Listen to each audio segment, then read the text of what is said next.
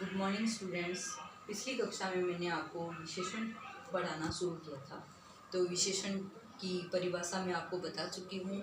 एक बार दोबारा दोहरा रही हूँ कि संज्ञा या सर्वनाम शब्दों की विशेषता बताने वाले शब्दों को विशेषण कहते हैं।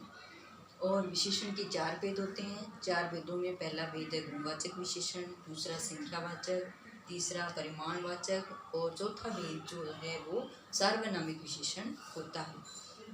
तो इन चारों में से पिछली कक्षा में हमने गुणवाचक विशेषण पढ़ लिया है।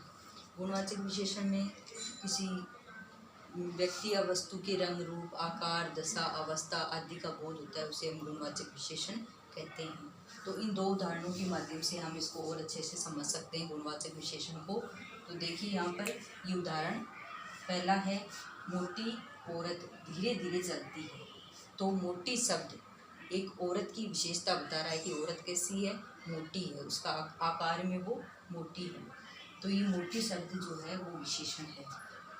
ऐसे ही दूसरे वाक्य में देखिए, सफ़ेद घोड़ा तेज दौड़ता है। घोड़ा तेज दौड़ रहा है, लेकिन कौन से घोड़े की बात हो रही है? सफ़ेद घोड़े की। तो सफ़ेद जो है रंग है और रंग से इसके गुणवाचक विशेषण का पता चल रहा है कि इसमें इस वाक्य में गुणवाचक विशेषण है, क्योंकि सफ़ेद रंग जो है घोड़े की विशेषता बता रहा है। अब देखिए ये गुणवाचक विशेषण कंप्लीट हो गया है और इसका दूसरा भेद है विशेषण का संख्यावाचक विशेषण।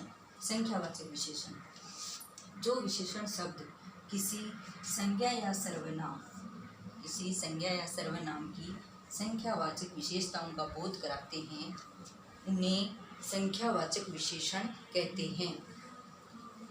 दोबारा देखिए, संख्यावाचक विशेषण, संख्या शब्द से ही पता चल रहा है कि जहाँ संज्ञा या सर्वनाम शब्दों की हमें संख्या का पता चलता है, संख्या का बोध होता है, उसे हम संख्यावाचक विशेषण कहते हैं। जैसे उदाहरण से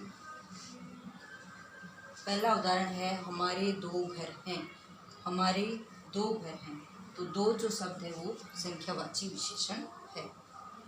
ऐसे ही दूसरा उदाहरण है, कुछ लोग आ रहे हैं। तो लोग तो हैं, लेकिन हैं कितने? कुछ लोग हैं, इसकी कोई निश्चित संख्या का पता नहीं है। तो कुछ लोग आ रहे हैं, ये भी संख्यावाची विशेषण के अंतर्गत आता है। अब आगे देखिए, संख्यावाचक विशेषण के 2 भेद होते हैं। ये तो है संख्यावाचक विशेषण की परिभाषा। अब इसके भी 2 भेद और होते हैं संख्यावाचक विशेषण। तो पहला भेद है निश्चित संख्यावाचक और दूसरा है अनिश्चित संख्यावाचक। तो ये 2 भेद हैं संख्यावाचक के।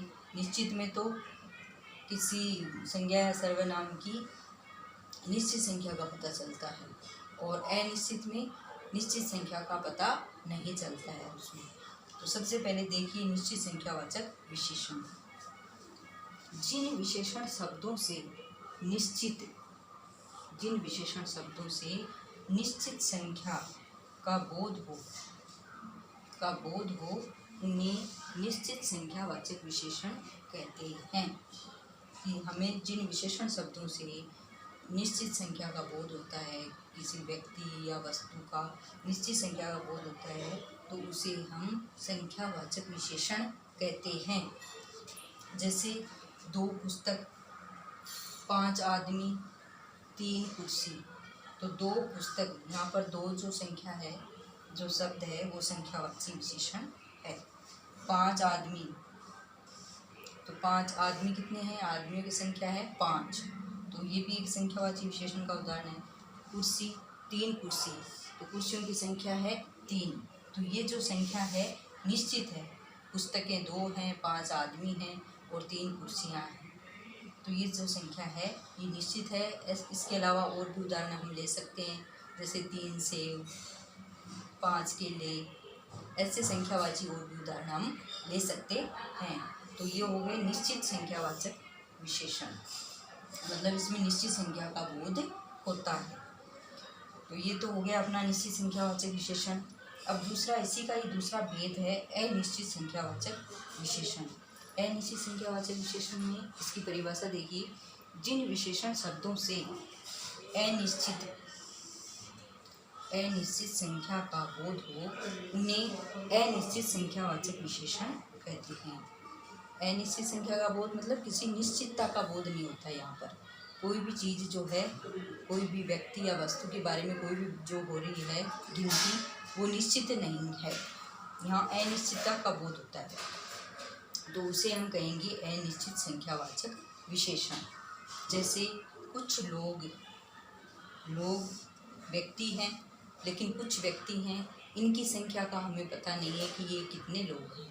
तो यहाँ पर शब्द कुछ है जो अनिश्चित संख्यावाचक विशेषण का उदाहरण है। आगे है ढेर सारे फल।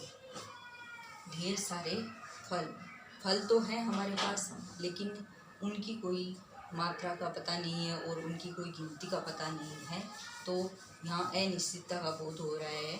ढेर सारे फल।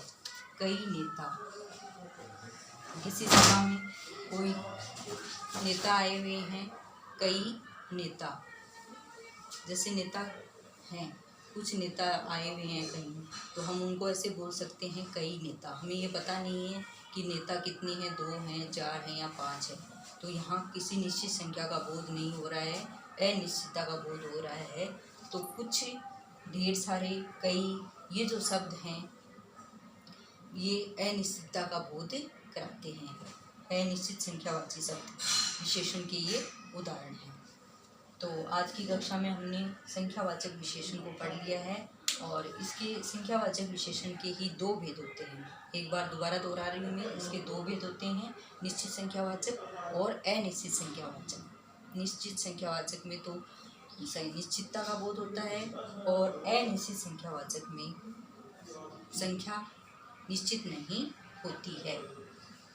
जैसे कुछ, कई, काफ़ी, ढेर सारे, ऐसे जो शब्द हैं वो अनिश्चितता का बोध कराते हैं। तो ये है आज के लिए इतना ही। विशेषण के 2 भेद हो गए हैं अपने, गुणवाचक विशेषण और संख्यावाचक विशेषण। आगे का जो तीसरा भेद है वो अगली कक्षा में पढ़ेंगे। आज के लिए इतना ही। Have a nice day.